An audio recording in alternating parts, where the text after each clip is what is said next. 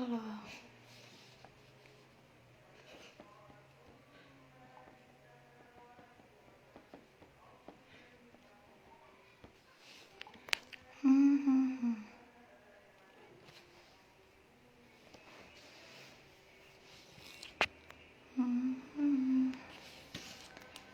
Malming di inisiatif.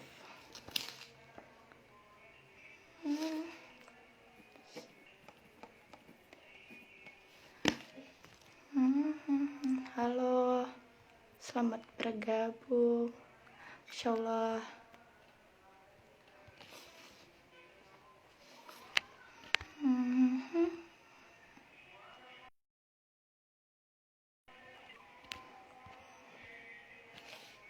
Kita join pick up.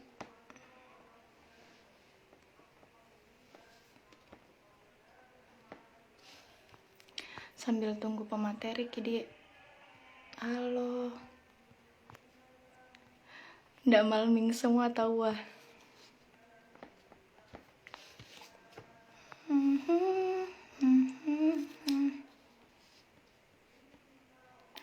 Deh. Halo. Senyum syukuri mati mahasiswa hukum.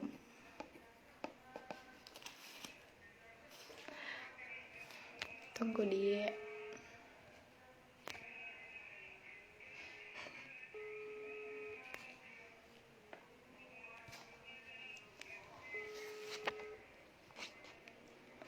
Mati nih jam. Tertidur nih mungkin.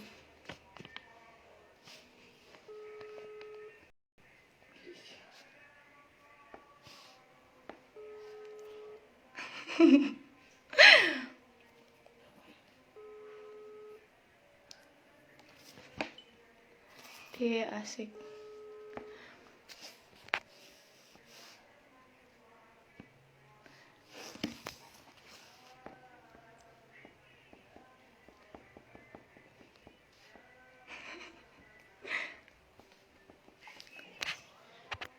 Halo.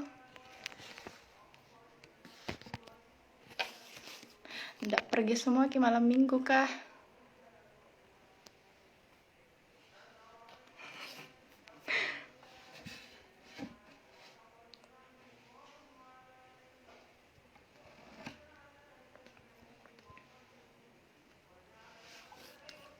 Halo.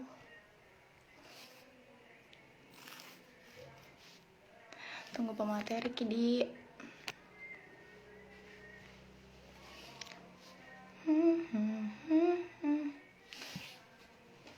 Tanggapan.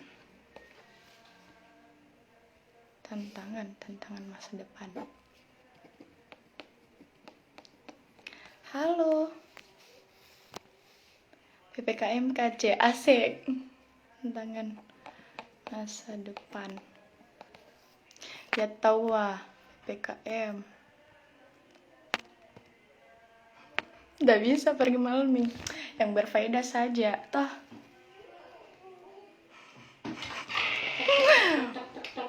Sabar, Kidi, baru mau join pemateri. Adakah? Ada dong. Tunggu Maki. Asik. Aduh.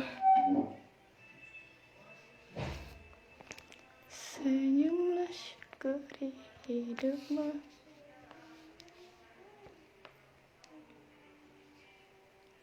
Kapan perkenalan untuk maba IH, Kak? Udah tahu Mi juga itu.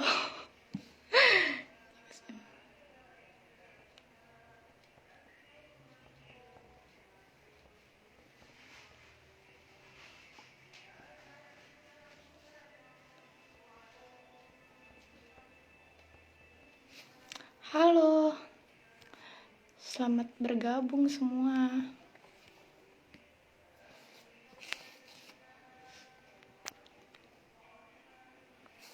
Udah kosong semua gini kah? Kapan mulai, Kak? Tunggu Kidi pemateri. Asik. Masya Allah, demi pemateri ya. Bagaimana ini? Lanjut nih, Dek. Langsung undang nih.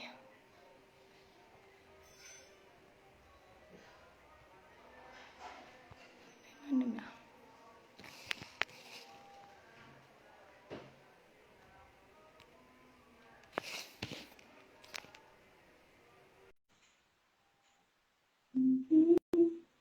Iya, Kak.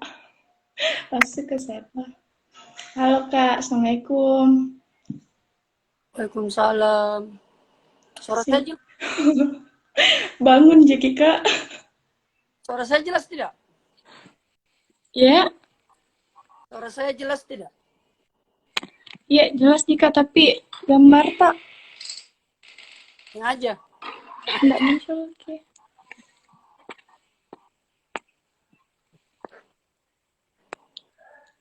Kukira masih tidur, Cika.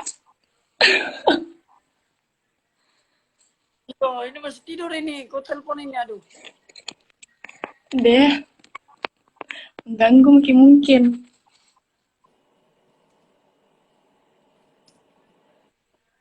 Hmm. Baik, Assalamualaikum warahmatullahi wabarakatuh. Selamat malam teman-teman. Selamat bergabung di live Instagram HMJ Ilmu Hukum. Pada pertemuan kali ini kita akan diskusi online, entah itu kita sharing bagaimana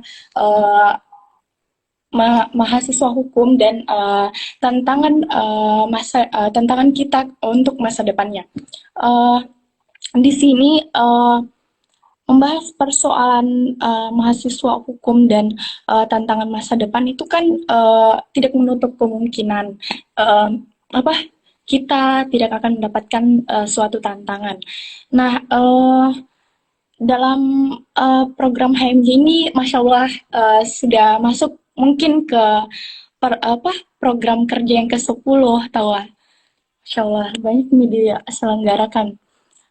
Begini ya, langsung saja mungkin saya akan membacakan CV dari pemateri kita, yaitu uh, Kak Muhammad mana-mana.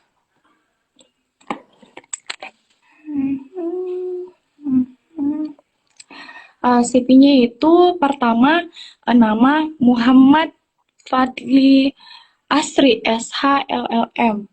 Yang kedua NIK-nya itu 14 18 11951. Tempat tanggal lahir Teminabuan 18 November 18 November 1995. Jenis kelamin laki-laki, status perkawinan belum kawin, agama Islam, jabatan struktural itu ketua program studi ilmu hukum, masya Allah. Perguruan tinggi yaitu Universitas Pendidikan Muhammadiyah atau Unimuda Sorong. Dan alamat rumah Jalan Harapan Indah, Kompleks Cendrawasih, Lorong 6, Kilometer 10, Kota Sorong. Lanjut saja, itu jabatan struktural atau strategisnya itu di institusi Unimuda Sorong, itu lembaganya ilmu hukum, jabatan ketua program studi pada tahun 2021. Lembaganya itu lagi pengurus daerah pemuda Muhammadiyah di Kabupaten Sorong, dengan jabatan ketua bidang advokasi publik, hukum dan HAM tahun 2022. Dan masih banyak lagi jabatan jabatan struktural atau strategis. Riwayat pendidikan yaitu pertama ada jurusan Universitas Islam Negeri Alauddin Makassar dengan jurusan ilmu hukum atau konsentrasinya biasa disebut dengan hukum pidana, dengan tahun lulus itu tahun 2018. Lanjut ke jenjang S2 yaitu The National University of Malaysia dengan jurusan Islamic Criminal Law tahun 2020. Adapun pengalaman organisasi, wow cukup banyak. Itu jabatannya itu ketua umum, organisasinya itu Ikatan Mahasiswa Sorong Selatan Cabang Makassar tahun 2016. Kedua itu ada Kabid Spiritual HMJ Ilmu Hukum tahun 2016. Ketiga ada Wakil Ketua 2 Himpunan Pelajar Mahasiswa Papua Barat tahun 2017. Mungkin lumayan banyak juga. Lanjut lagi ke pengalaman mengajar, ada jurusan ilmu hukum, jenjang pendidikan sarjana, mata kuliah hukum acara pidana. Dan kedua, jurusan ilmu hukum juga, hukum dengan mata kuliah hukum pemerintahan daerah. Mungkin bukan cuma jurusan ilmu hukum saja, ada juga akuntansi, itu mata kuliah hukum bisnis. Dalam jurusan juga, dalam jurusan lain itu ada psikologi, yaitu mata kuliah psikologi Islam.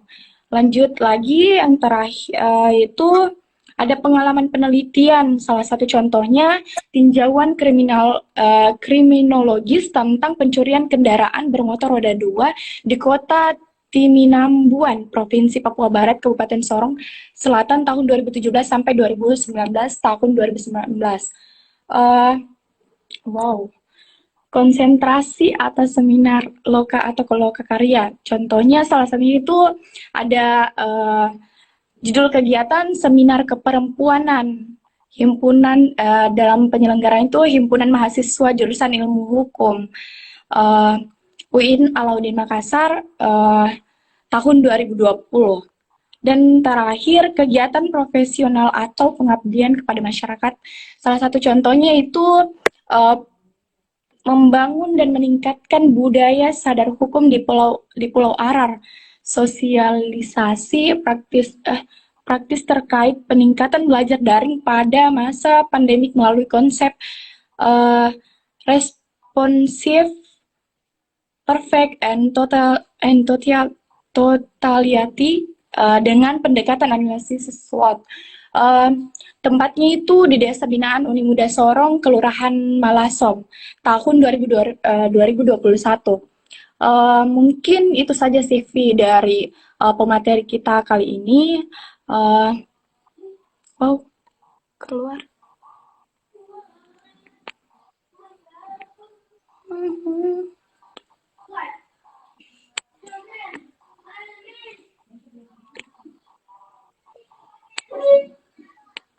Ada nih Kak.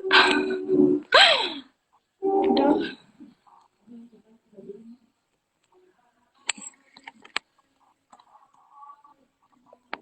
Pemateri.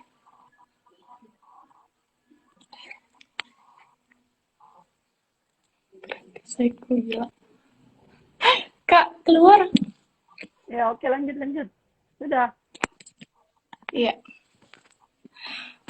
Nggak malming semua tahu ini Kak, penonton tak banyak sekali. Wah. Atau Kak jomblo. Bahas malming, masif, malming inspiratif. Lanjut saja Kak, saya langsung serahkan kepada kita. Yang pertama itu Kak, tunggu dulu. Yang pertama itu saya bertanya, bagaimana pandangan tak soal ilmu hukum? Itu ilmu hukum. Kalau bicara tentang ilmu hukum ya, tentu teman-teman di HMJ ataupun teman-teman yang lagi nonton kan pasti tahu ya bahwa sampai hari ini kita tidak menemukan satu definisi hukum yang bisa membuat semua orang itu klaim bahwa oh ilmu hukum itu ini, ilmu hukum itu enggak. Karena setiap orang punya pandangan yang berbeda tentang hukum. Kalau tukang becak kita tanya hukum itu apa, ya mereka akan jawab bahwa hukum itu lampu merah misalkan. Kalau orang hukum kita tanya hukum itu apa, tentu mereka akan sampaikan bahwa hukum adalah aturan yang sudah dikodifikasi atau belum dikodifikasi, tertulis ataupun belum tertulis, ya.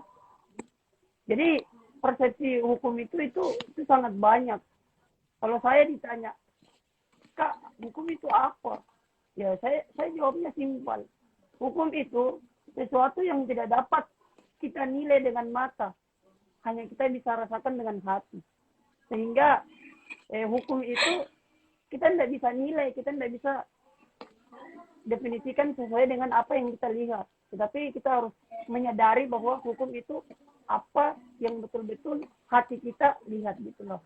Kenapa? Karena kan bicara hukum itu kita bicara bagaimana kita peka terhadap lingkungan. Nah, itu hukum. Banyak kan sekarang orang menilai bahwa hukum itu tajam ke bawah, tumpul ke atas, ya kan? Tapi sebenarnya hukum itu tidak segitu. Hukum itu tidak berbicara teori ya. Hukum itu berbicara ya apa yang betul-betul kita peka dengan hati ya.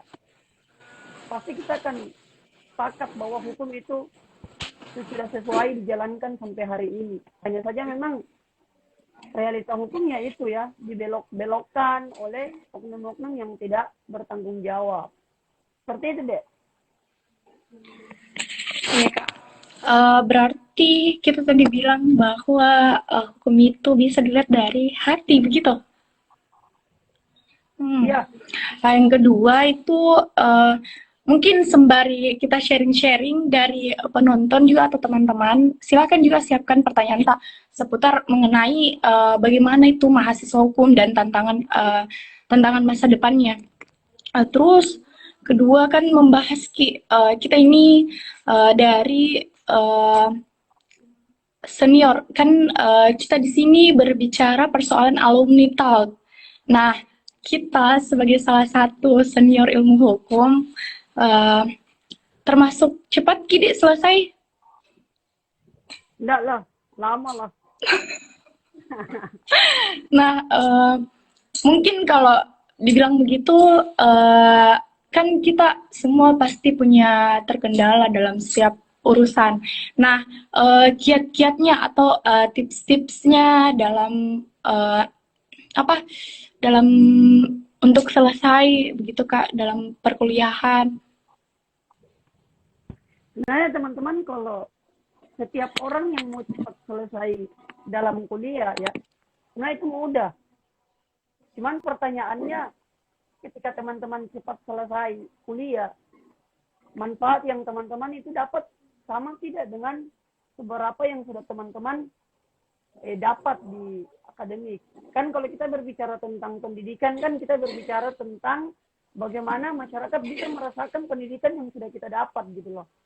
Karena esensi pendidikan itu adalah kita mengamalkan. Jadi kalau kita punya ilmu tapi tidak diamalkan kan sama saja dikali nol toh. Kalau bahasanya kan tadi Mas ya. Kalau misalnya kita orang berpendidikan tetapi pada intinya kita tidak welcome ke masyarakat ya, pendidikan kita, ilmu kita dikali nol, nggak ada gunanya. Jadi tidak banyaknya teman-teman cepat atau lamanya teman-teman selesai kuliah ya sebenarnya bergantung seberapa besar teman-teman siap mengabdi untuk masyarakat. Sama ya seperti saya waktu kuliah di UIN kan, di S1 teman-teman punya kampus kan, bahkan di adik-adik HMK juga sudah kenal saya ya, bahwa saya tipe orang yang aktif juga di organisasi, tapi tidak menutup kemungkinan untuk menyampingkan perkuliahan, tidak. Artinya perkuliahan yang teman-teman lakukan ya harus sebanding dengan organisasi yang teman-teman jalani. Tidak bisa antara organisasi dan kuliah itu ada yang bersebelah, itu nggak bisa. Kenapa? Karena kalau mengabdi untuk masyarakat kan kita dapatnya di organisasi. Kalau teman-teman mau cepat selesai kuliah ya udah kuliah toh saja, nggak usah organisasi. Tapi alhamdulillah ya dengan banyaknya organisasi, dengan aktifnya juga di perkuliahan ya bisa cepat selesai. Bahkan ada beberapa teman-teman saya yang duluan selesai dari saya malah. Mereka juga ikut organisasi kok. Jadi memang organisasi itu tidak menghambat teman-teman untuk cepat selesai kok, tidak. Kenapa kemudian banyak teman-teman itu dia organisasinya jalan, kuliahnya jalan, lantas tidak cepat selesai atau tidak selesai waktu ya. Pertama, mungkin mereka memang tidak ingin cepat selesai. Itu yang pertama. Yang kedua, ya memang lebih cenderung dunianya itu di organisasi ketimbang di perkuliahan kelas gitu. Tapi kalau teman-teman yang pandai bagi waktu, disiplin dengan segala kegiatan ya, pasti bisa membagi waktu antara organisasi dengan perkuliahan. Karena saya dulu gitu, hampir setiap organisasi itu saya masuk. Serius, saya tuh hampir semua organisasi yang saya bisa masuk, ya saya masuk. Tetapi kuliah saya tidak disampingkan juga seperti itu. Karena kuncinya adalah tidak mungkin juga kita organisasi, tidak mungkin juga kita aktif di organisasi, tetapi kita tidak aktif di kuliah. Ya, kalau bahasanya Bung Andang kan, ya harus dibanding antara organisasi dan kuliah itu kayak apa, kunci dengan gantungan. Kalau kunci kuliah itu saja tanpa gantungan kan nggak enak, nggak cakep dipandang gitu loh. Makanya kuncinya cepat hilang kalau nggak ada gantungan kuncinya. Makanya harus ada gantungan kunci. Organisasi lah yang kemudian hadir sebagai gantungan dari kunci itu, sehingga enak dipandang. Di masyarakat kan mereka butuh pengalaman yang nyata. Nah, kalau organisasi, teman-teman aktif di organisasi, otomatis kan teman-teman lebih dekat dengan masyarakat. Sekarang kan HMJ kan luar biasa, HMJ hukum kan sekarang luar biasa. Banyak ya, saya ikut perkembangannya teman-teman HMJ ya. Saya melihat bahwa teman-teman di HMJ sekarang sangat berbeda dengan teman-teman di HMJ waktu saya atau beberapa tahun yang lalu. Sekarang kan teman-teman lebih peka dengan isu, ya. Terus bagus dukungan dari dosen-dosen di prodi hukum sana, di prodi hukum ya, Kakanda Rahman Samsudin dengan teman-teman yang lain kan bagus. Mereka backup teman-teman, sehingga teman-teman juga tidak susah dalam membuat sebuah program kerja yang sejalan, yang serumpun dengan prodi. Berbeda dengan kami dulu memang agak kurang serek, kurang indah untuk dikatakan saling sayang gitu. Itu kurang, sehingga kami butuh kemandirian yang besar membangun HMJ. Tapi alhamdulillah lah, sekarang dengan Kanda Rahman itu kan beliau sangat peka dengan teman-teman di HMJ. Itu satu hal yang luar biasa. Seperti itu mungkin lah, Dek. Jadi kalau bilang ada tips-tips khusus, saya rasa tidak, tergantung bagaimana teman-teman sudah siap dengan mengabdi untuk masyarakat. Kalau memang mau cepat selesai, ya belajar. Apakah belajar saja? Tidak. Tentu ada hal-hal lain seperti bagaimana teman-teman disiplin dengan waktu, sudah punya agenda. Jadi setiap hari itu sebelum tidur ya harus direncanakan. Besok ngapain? Di organisasi ngapain? Setelah kuliah ngapain? Ya itu harus tersistematis ya agendanya teman-teman. Biar tidak asal datang kampus, saya mau ngapain, nggak tahu ngapa-ngapain, ya akhirnya di ngapa-ngapain kan. Jadi harus memang punya daftar untuk setiap hari ya, harus punya plan-plan yang kemudian teman-teman harus rencanakan, harus teman-teman laksanakan tiap hari. Kayak gitu kurangnya Ulfa dan teman-teman yang lain. Kak, mau kita bagaimana ini? Lanjut diskusi atau karena kan ada nih ini pertanyaan Kak masuk. Nggak apa-apa, bertanya saja. Kalau lebih sharing Langsung nih lebih Kak. Dia. Nih Kak, ada pertanyaan dari Firman Kras. Bagaimana pandangan ilmu hukum tentang undang-undang yang dibuat pemerintah saat ini? Undang-undang apa? Entahlah Kak, di sini mungkin undang-undang ini. Ya Kak?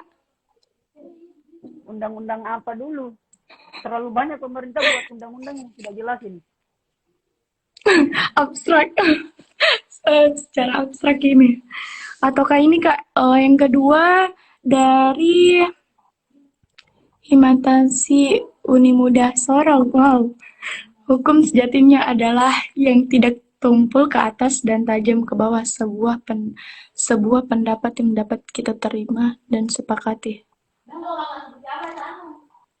Mohon izin bertanya ke Kanda, bagaimana tanggapan Kanda terkait hukum bisnis sesuai syariat dilihat dari konteks agama Islam? Syukran.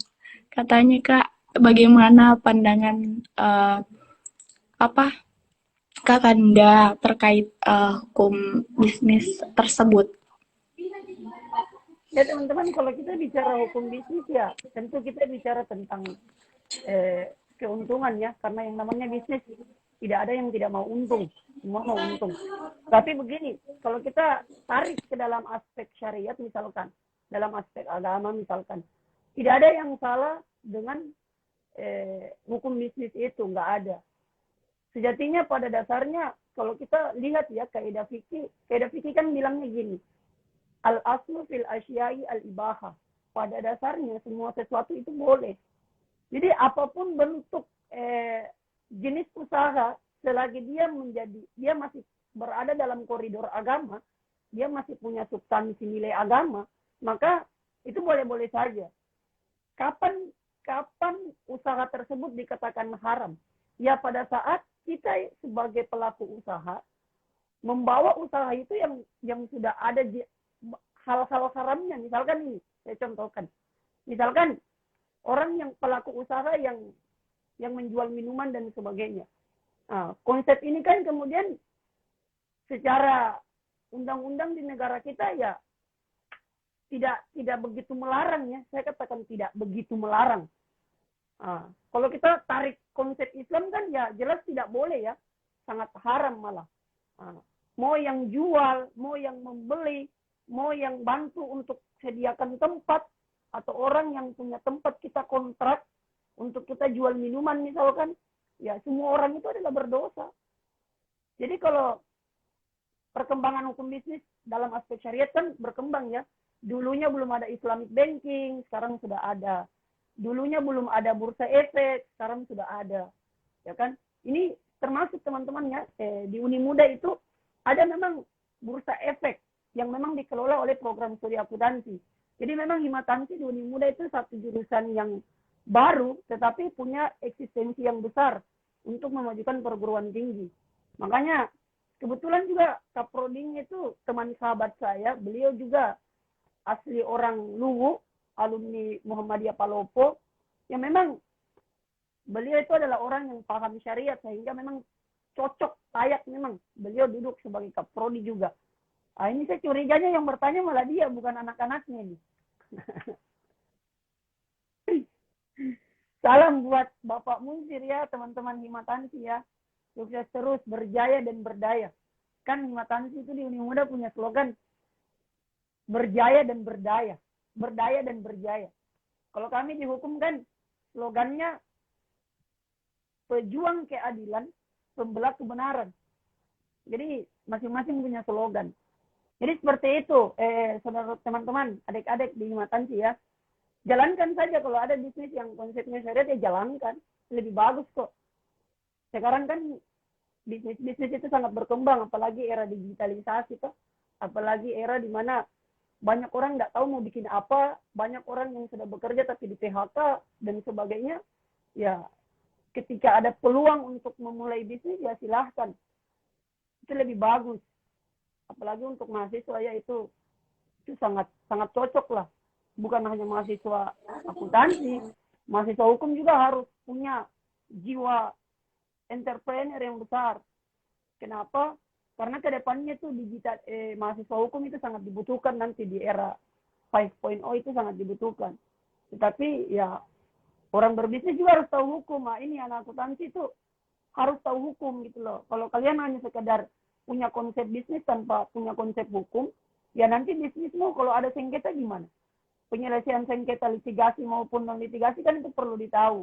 Kalau non litigasi kan ada berbagai macam cara toh. Ada lewat negosiasi, konsultasi, konsiliasi, apalagi mediasi, arbitrase dan sebagainya. Jadi mungkin seperti itu buat teman-teman Himatansi ya. Sangat keren ini kalian bisa gabung. Saya terima kasih banyak ini buat teman-teman Himatansi.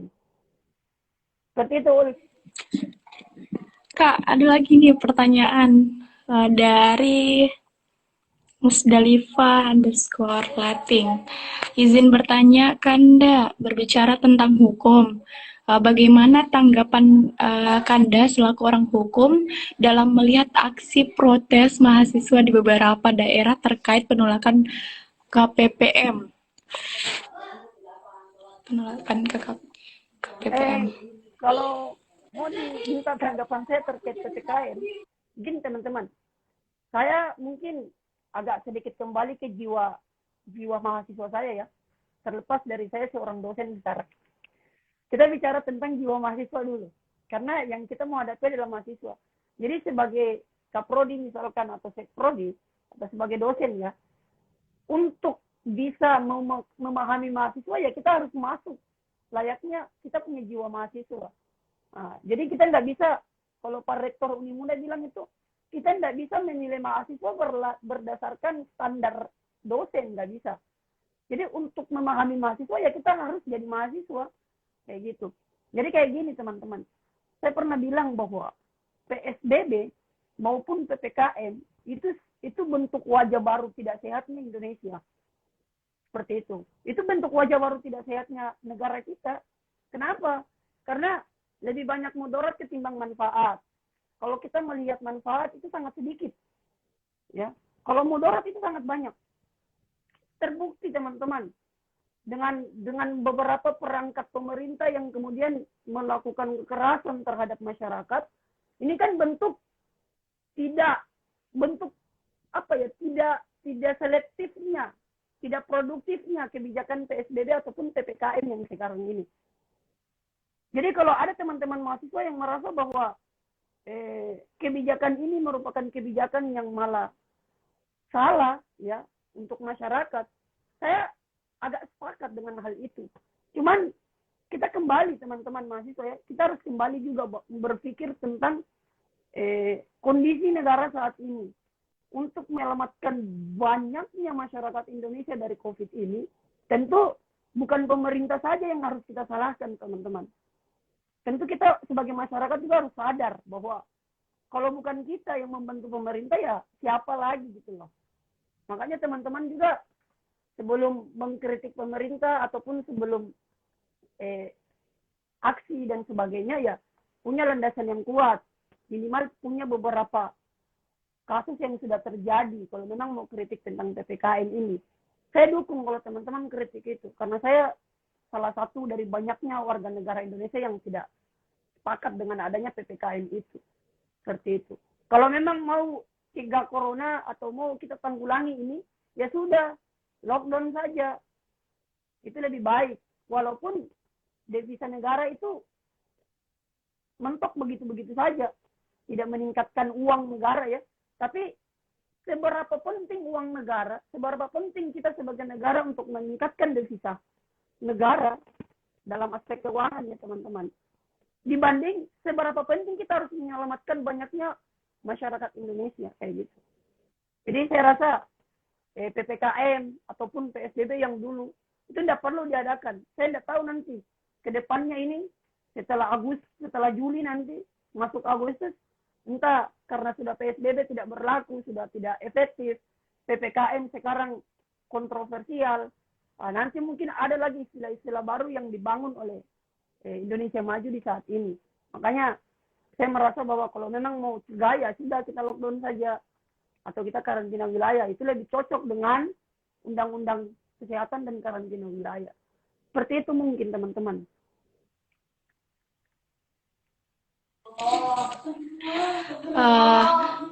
Mungkin dari teman-teman masih ada yang mau bertanya persoalan ini. Hukum. Begini Kak, kan kita ini kan lulusan dari S2-nya lulusan dari universitas di Malaysia. Nah, saya penasaran apa perbedaan dari eh, kuliah di luar negeri dan kuliah di Indonesia? Ya perbedaannya tentu sangat signifikan ya Ulfa, karena Ulfa dan teman-teman ya sangat signifikan. Pertama kalau kita berbicara tentang di luar, kita kuliah di luar, itu bicara tentang kita tidak mencatat di dalam kelas, tidak. Dosen tidak menulis di papan tulis, tidak. Teman-teman yang kuliah di luar itu mereka sangat dibimbing untuk bagaimana mencatat melalui akal. Jadi apa yang dosen terangkan melalui PowerPoint dan sebagainya, yaitu harus dicatat di akal, bukan di buku. Sehingga binder saya itu kosong selama kuliah. Selama kuliah S2 itu binder saya kosong. Karena kami diajar untuk bagaimana memahami materi dan dicatat sepenuhnya di otak. Sistem pendidikan di luar itu sangat jauh berbeda dengan kita di sini. Di luar itu sudah menggunakan teknologi yang sangat yang canggih lah. Misalkan, kalau saya di hukum itu di kebangsaan Malaysia di hukum itu per mata kuliah itu 5 SKS. Jadi sekali kuliah itu 5 jam. Jadi satu hari itu cuma bisa 2 mata kuliah. Dan kuliahnya sampai malam, sampai jam 10, sampai jam 11 malam. Tapi fasilitasnya tentu mendukung teman-teman. Fasilitasnya mendukung. Supaya mahasiswanya juga tidak menuntut gitu loh. Dengan tidak cocok ini kita kuliah sampai malam, tapi fasilitasnya tidak disediakan makanan, tidak disediakan inilah. Kan? Dosennya tidak jauh berbeda lah dengan kami di sini. Artinya dengan kami di Indonesia. Cuman memang pemikiran orang-orang di luar itu saya bisa memahami spesifik Indonesia itu seperti apa ketika saya bisa belajar di luar. Misalkan kita bertukar pikiran dengan orang-orang luar, ya. Tentu itu suatu hal yang sangat asik, ya. Karena mereka mengkritik negara kita itu membuat kita sadar bahwa ternyata negara kita itu seperti ini. Mereka bilang Indonesia ini sangat luas, justru dari aspek geografis, sebenarnya Indonesia sudah sangat maju jauh kemarin. Tetapi kemudian kenapa kita orang Indonesia masih merasa jalan di tempat sampai hari ini? Ya itu tadi, karena memang sistem kita itu seperti indah di dalam regulasi, tidak diterapkan gitu loh. Kalau teman-teman di Sulawesi mungkin enak sudah merasakan jaringan yang bagus dan sebagainya. Tapi kalau kami di Papua itu masih banyak teman-teman yang harus belajar di kursi bahkan di lantai. Masih banyak teman-teman yang belajar kalau hujan itu bocor sengnya. Sangat banyak. Ini kan menunjukkan bahwa untuk meningkatkan SDM di dunia pendidikan ya harus butuh perhatian yang lebih dari pemerintah. Tapi coba, saya pernah penelitian di salah satu kawasan di Malaysia. Saya mencoba mencari celah bagaimana apakah memang pendidikan di Malaysia itu semua serentak sama gitu loh. Ternyata memang sama. Tidak ada kawasan itu daerah ya. Tidak ada daerah yang memang belajar itu tanpa kalau kita istilahkan proyektor ya, tanpa proyektor itu nggak ada. Semua pakai proyektor.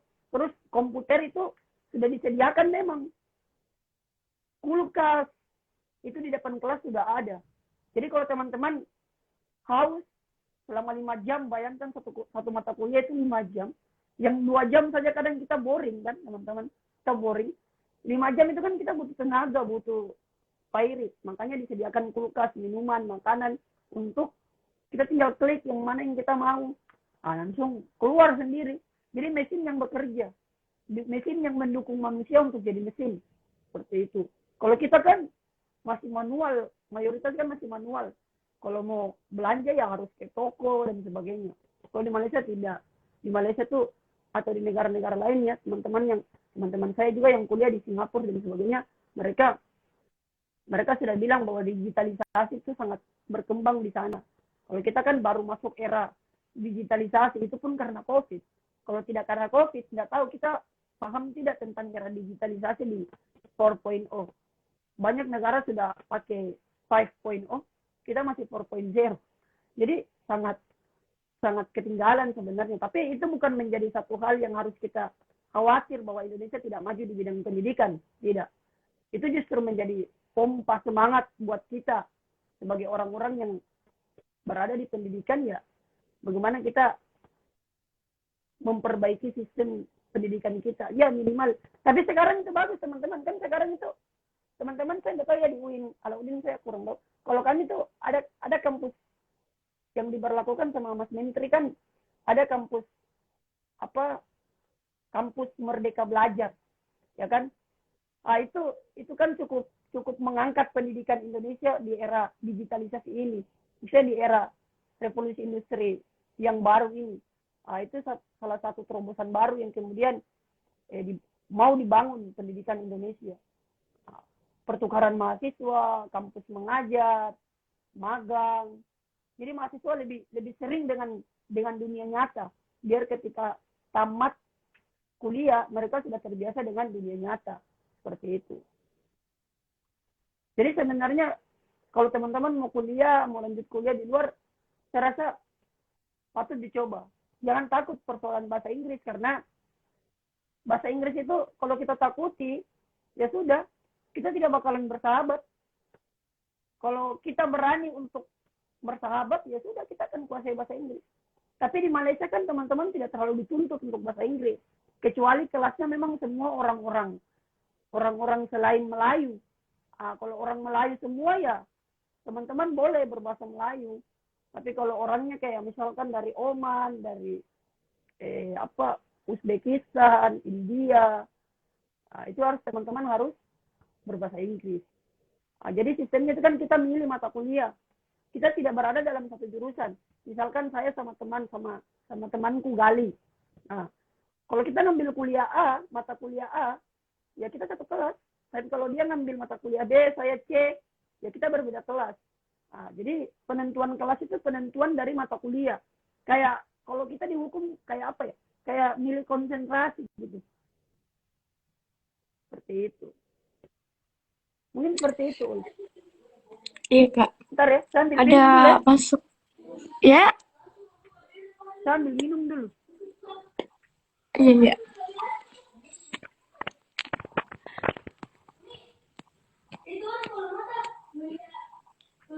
Oh, ada pertanyaan.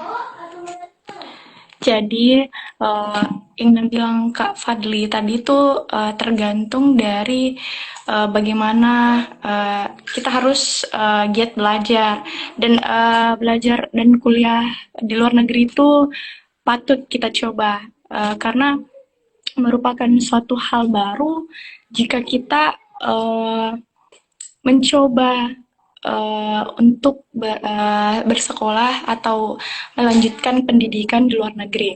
Uh, Sambil menunggu Kak Fadli, silahkan kawan-kawan yang ingin bertanya, silahkan bertanya.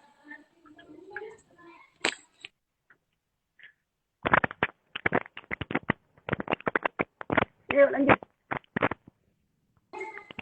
Kak, ada lagi pertanyaan.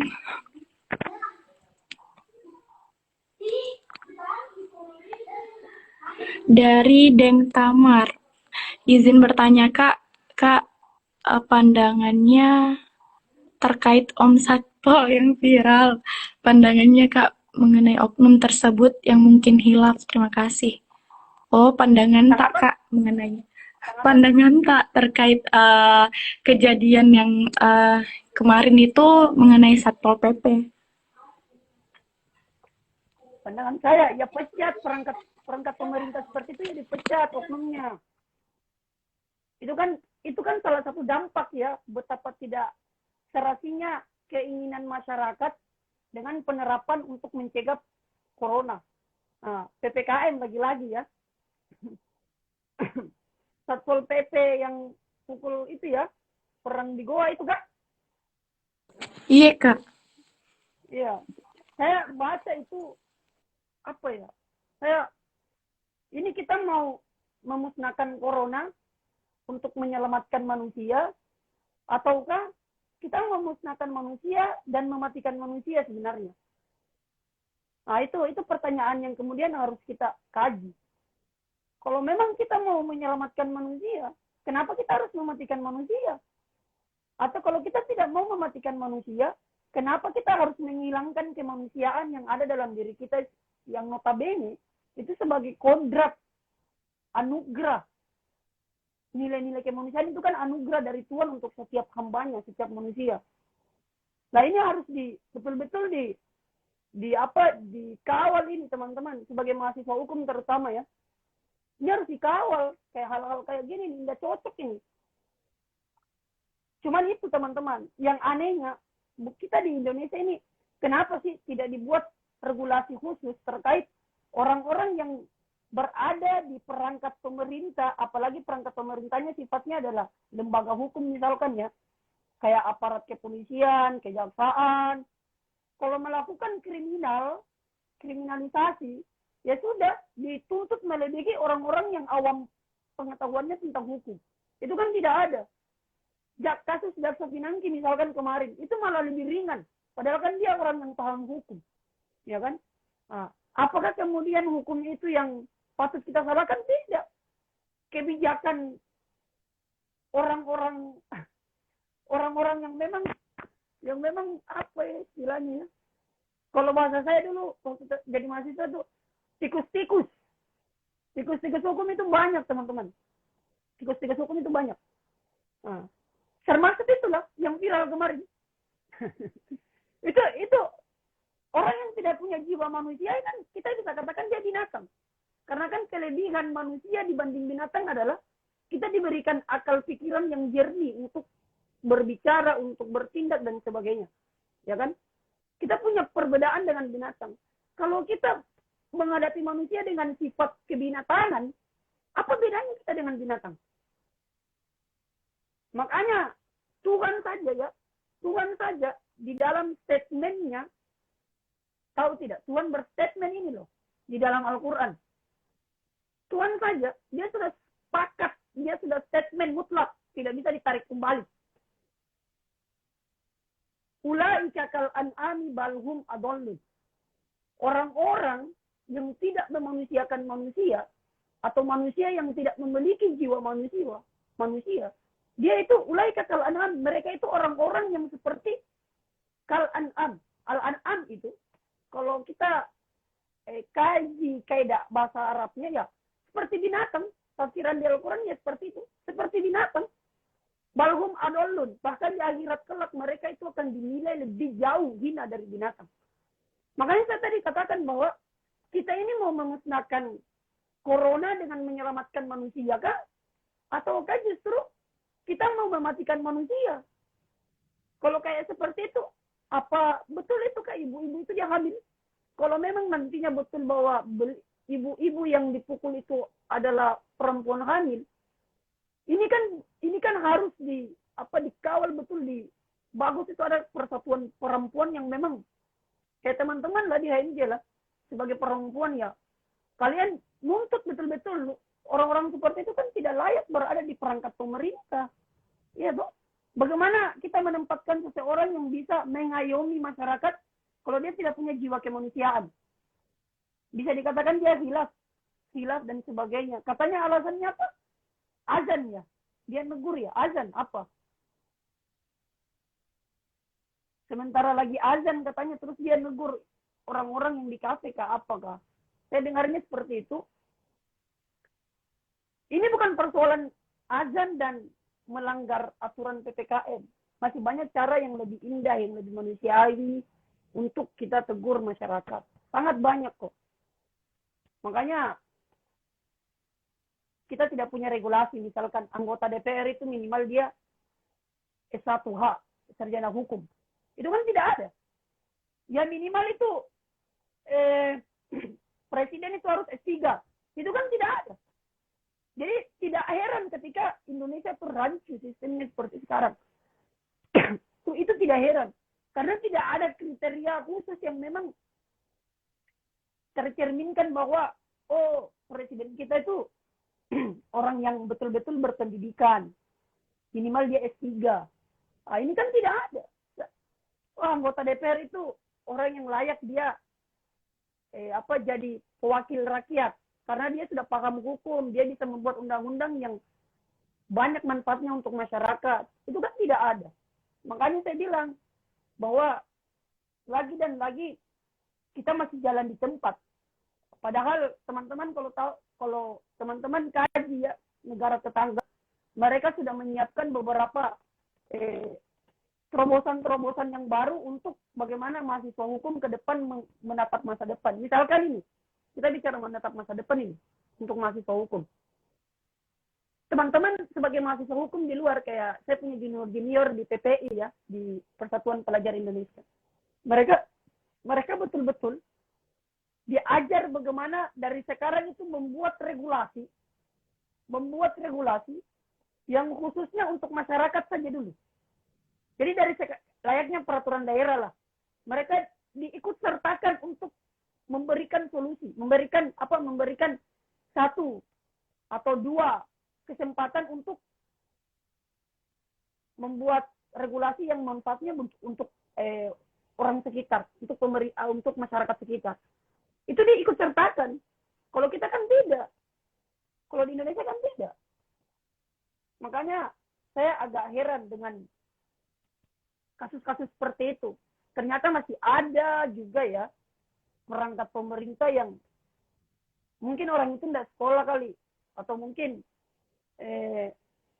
orang itu lagi punya masalah pribadi kali. Orang psikologi itu bisa menganalisa hal itu sih.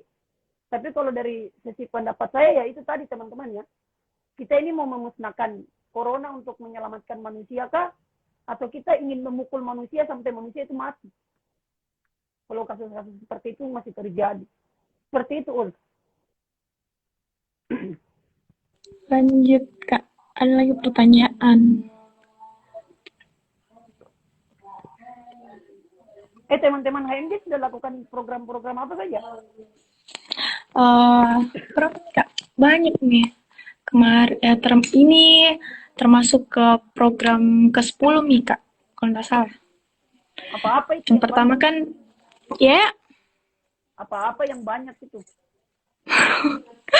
pertama itu ada upgrading, kedua rapat kerja, ketiga kan LKM 2020, ketiga ada klasik, keempat ada kelas kepenulisan, kelima ada Ramadan Fair, keenam ada uh, fun futsal, ketujuh ada klasik, kedelapan ada kemarin Interpol, dan 9 itu kemarin sudah rapat pleno, sidang pleno.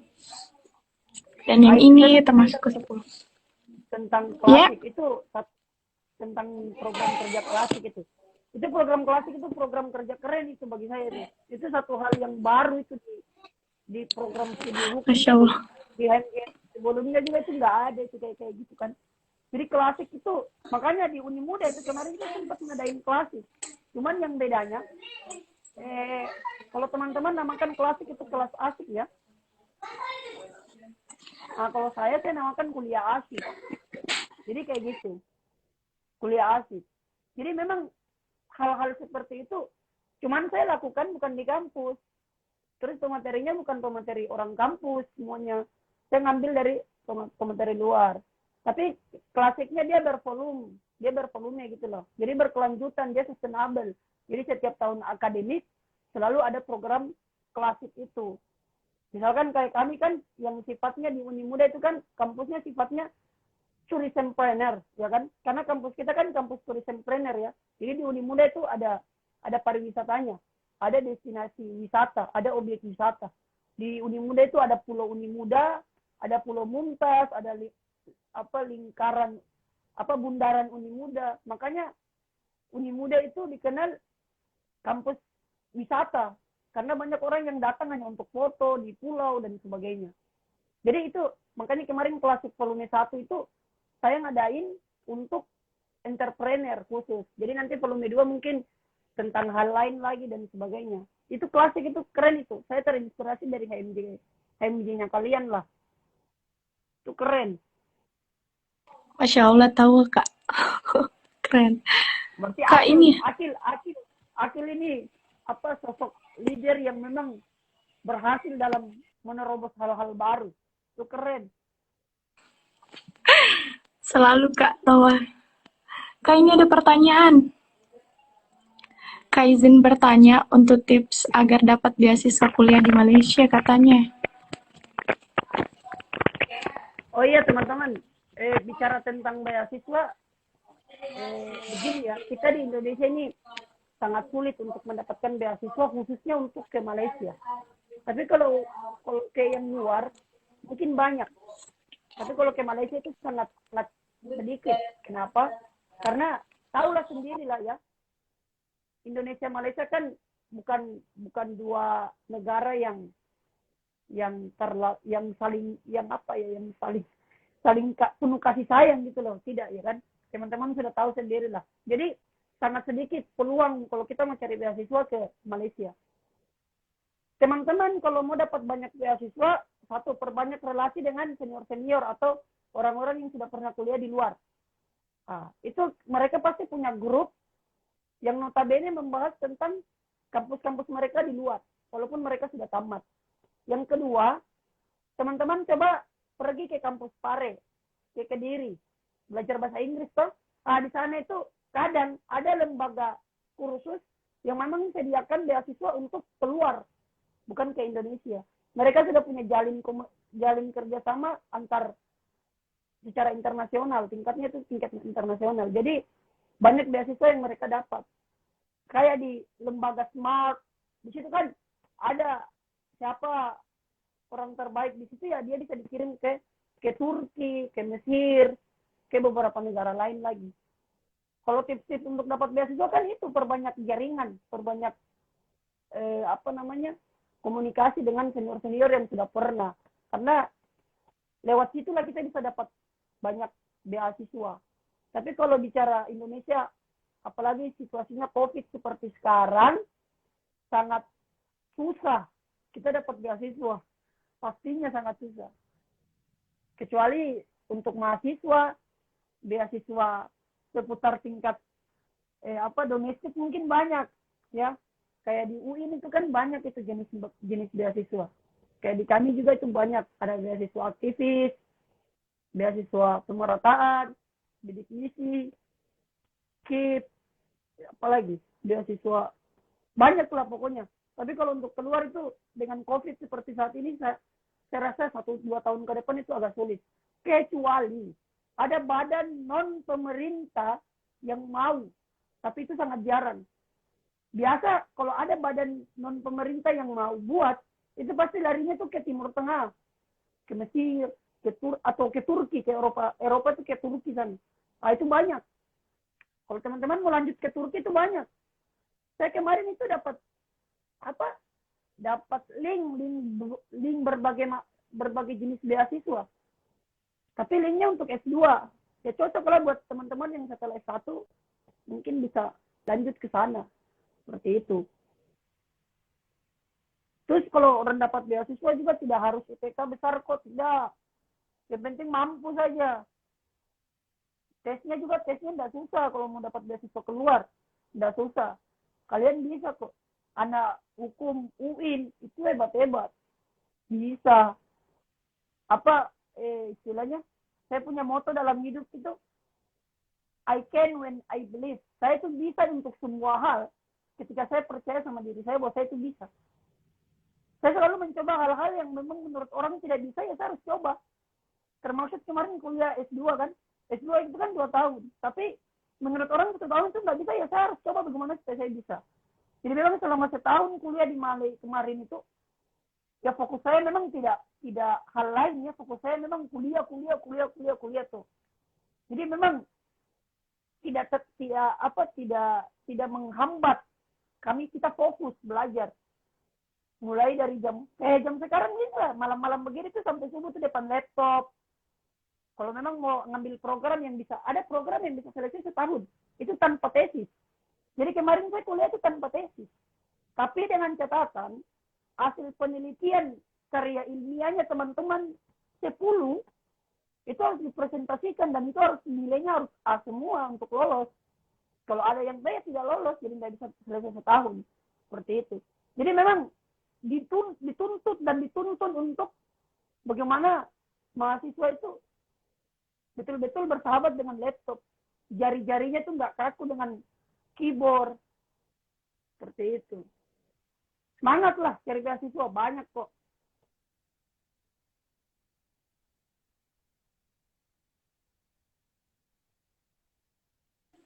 Kak, ada pertanyaan ini. Mohon izinkan alasan Kanda memilih untuk mengabdi di Papua. Baca dong orangnya siapa yang bertanya. Siapa tahu anak-anak saya, adik-adik saya di Indonesia. Ya toh, dari Himatansi underscore Unimuda Sorong. Asik.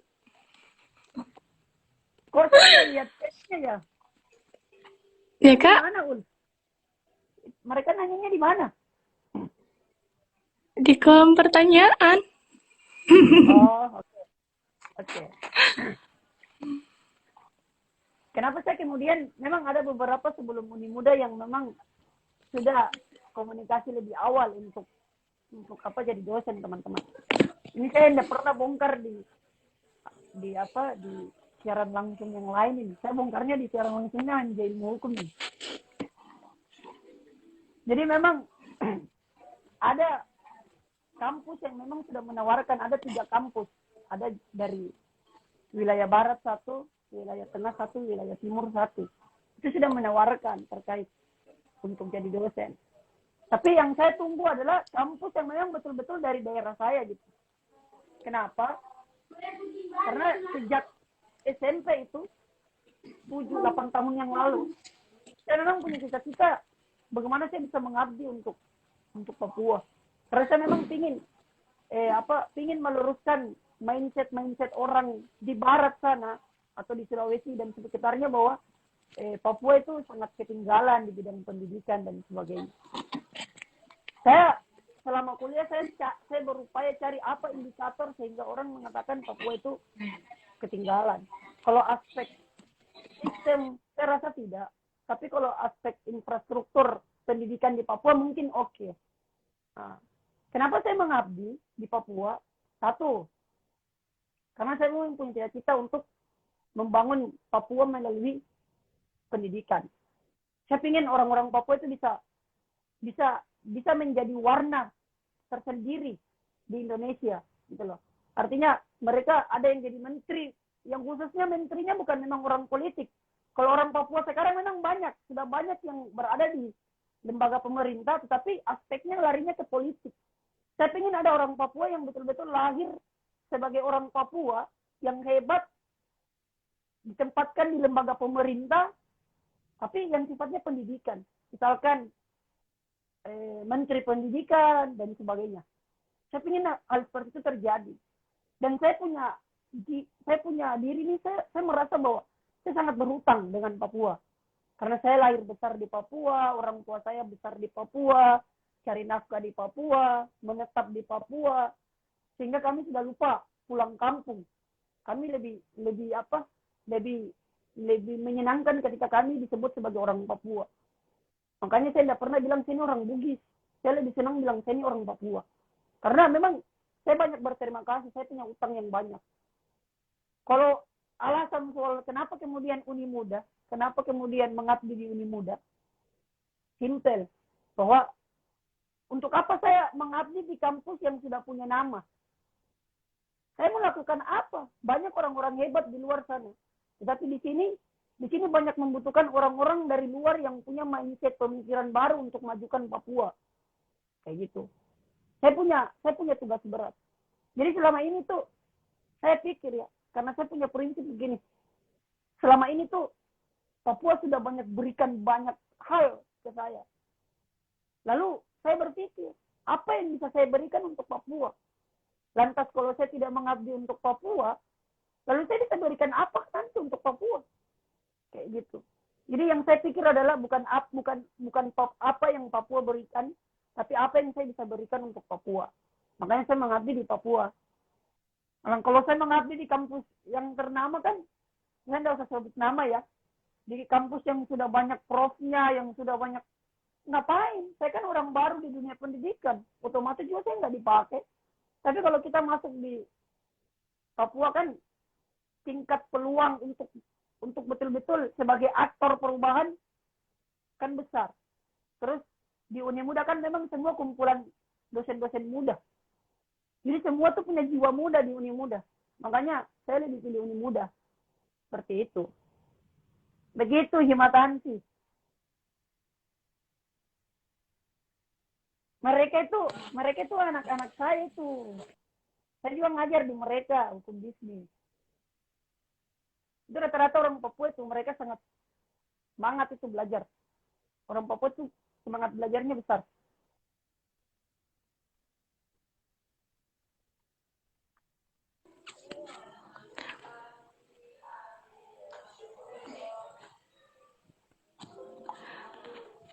Oh, banyak pertanyaan di.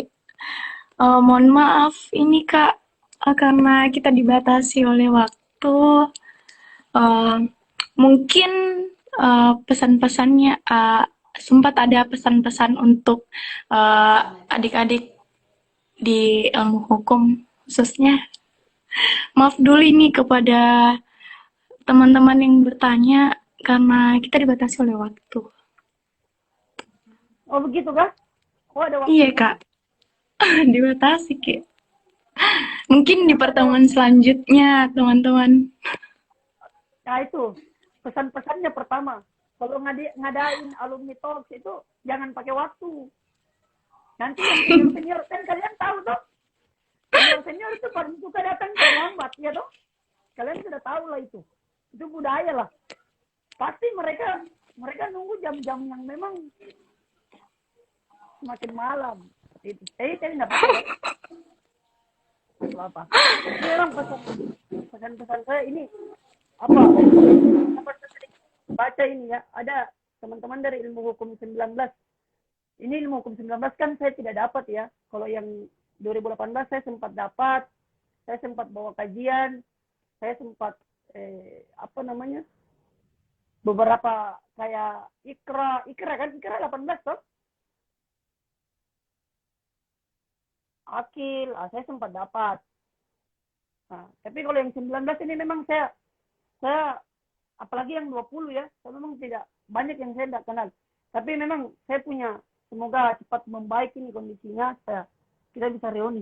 Apalagi saya lihat di sini ada teman-teman saya yang nonton juga, ada Fauzi, termasuk ada Kandar Rahman, ada akun UIN, akun hukum, ada Fadel. Ternyata teman-teman saya waktu kuliah. Ya, saya memang rindu untuk diskusi sama semuanya. Cuman memang kami masih dibatasi dengan keadaannya. Jadi pesan saya, teman-teman sebagai mahasiswa hukum, tentunya yang dilakukan itu bagaimana teman-teman berperang di era digitalisasi ini. Karena dengan kondisi saat ini yang kita butuhkan adalah kita bisa tampil di aspek digitalisasi. Misalkan begini, saya pernah diskusi dengan Akil. Akil itu dia punya ide di mana HMJ itu punya podcast, ya kan? Podcast itu satu terobosan yang keren, terasa, dan itu bisa menghasilkan uang untuk teman-teman di HMJ biar tidak susah. Kalau ada kegiatan harus ke senior lah, harus ke dosen lah, harus ke inilah ya tuh.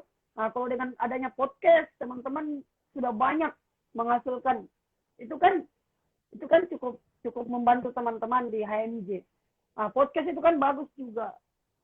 Kayak punya Deddy Corbuzier itu kan itu bagus. Jadi lakukan itu, saya tunggu. Bahkan saya tunggu undangannya untuk langsung hadir di podcastnya teman-teman kalau sudah jadi. Itu sangat sangat keren itu podcast. Terus pesan kedua, untuk menata masa depan teman-teman sebagai mahasiswa hukum, saya menginginkan teman-teman lebih peka dengan isu. Jangan hanya hanya kajian, jangan hanya diskusi, jangan hanya mentok di program kerja yang sifatnya pendidikan, jangan. Teman-teman harus lebih peka dengan isu. Artinya kalau bahasa kita gunakan bahasa peka dengan isu, berarti teman-teman harus turun di lapangan, harus membantu masyarakat, apalagi dalam kondisi saat ini. Teman-teman harus berani, jangan takut takut diintimidasi dengan sistem di kampus seperti itu. Jadi harus betul-betul berani untuk hadir sebagai garda terdepan untuk masyarakat. Mahasiswa hukum itu kan di HMJ itu kan mahasiswa garda. Dia menjadi pengawal, memang pengawal terdepan. Karena kenapa? Karena kan teman-teman mungkin sudah ingat, kalau katanya Bung Dimas sama Bung Andam, hanya orang-orang bertahan lah yang tercatat namanya di dalam sejarah. Ya teman-teman inilah yang harus mencatat nama teman-teman dalam sejarah HMJ. Sekarang kan sudah banyak hal-hal baru yang teman-teman terobosi. Kedepannya apa lagi yang bisa teman-teman berikan? Terutama untuk teman-teman di 19 sama 2020 ini yang saya tidak kenal. Jadi harus betul-betul aktif di HMJ. Jangan hanya di kajian, tapi di isu, lebih peka dengan isu yang ada. Kan ini banyak, terutama PPKN ini. Ya, bagaimana teman-teman bisa kendalikan itu. Jadi pesan saya terakhir, lebih baik mengubah hidup teman-teman daripada teman-teman yang diubah hidupnya. Lebih baik teman-teman mengubah hidup teman-teman daripada hidup teman-teman yang mengubah teman-teman. Karena hidup ini cuma dua, Dinda. Kita ini hidup cuma dua. Kita dipengaruhi atau kita memilih untuk mempengaruhi orang. Jadi orang yang dapat mempengaruhi orang, supaya kalian tidak mudah untuk terpengaruh. Tidak mudah terpengaruh oleh sistem dan sebagainya. Kalian harus jadi orang berpengaruh. Karena kunci kesuksesan teman-teman itu dari sekarang. Bukan kemarin, bukan ke depan. Dari sekarang. Apa yang sekarang kalian tuliskan di dalam mimpi-mimpi kalian, itulah yang harus kalian jadi apa yang kalian tuliskan. Saya juga tidak pernah pikir jadi kaprodi dan sebagainya ya. Tapi itu di luar dari rencana. Ya, kembali kayak itu tadi, dari sifat mengabdi tadi. Seperti itu. Jadi hal yang paling saya tidak bisa lupa itu di HMJ Ilmu Hukum. Saya mau tanya dulu, masih ada bidang keagamaan tidak?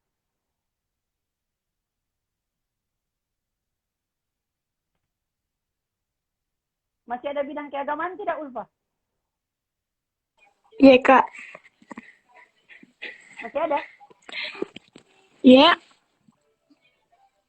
Bidang keagamaan di HMJ. Apa, Kak? Bidang keagamaan.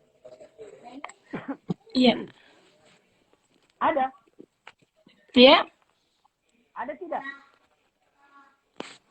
Apanya, Kak? Ribut di sini. Bidang spiritual ada tidak di HMJ? Bidang apa, Kak? Aduh, Bidang keagamaan. keagamaan. Iya.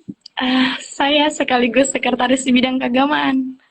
Oh, karena bidang keagamaan itu saya yang kemudian hadirkan di HMJ pertama kali itu di masanya Dimas, di masanya kami. Itu bidang keagamaan.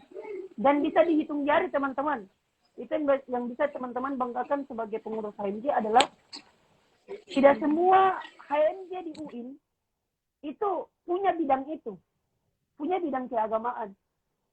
Jadi program kerjanya itu Ulfa kayak bagaimana teman-teman bisa mengaji teman-teman yang tidak tahu mengaji, bagaimana seminar keagamaan itu ada. Nah, itu kayak begitu.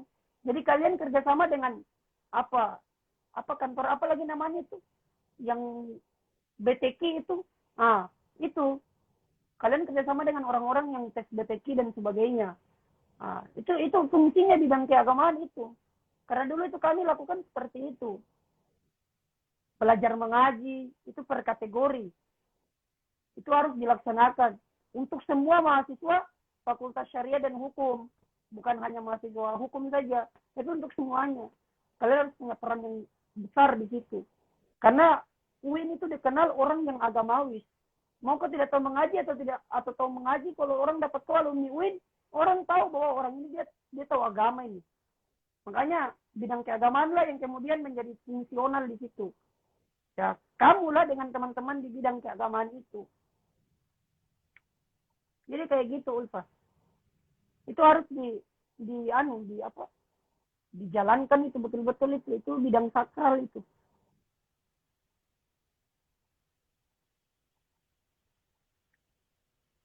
Jadi seperti itu.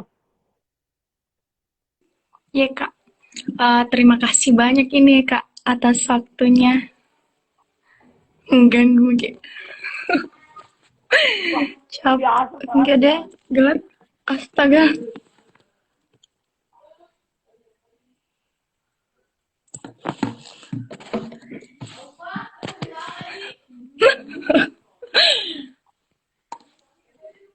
Lampu mati.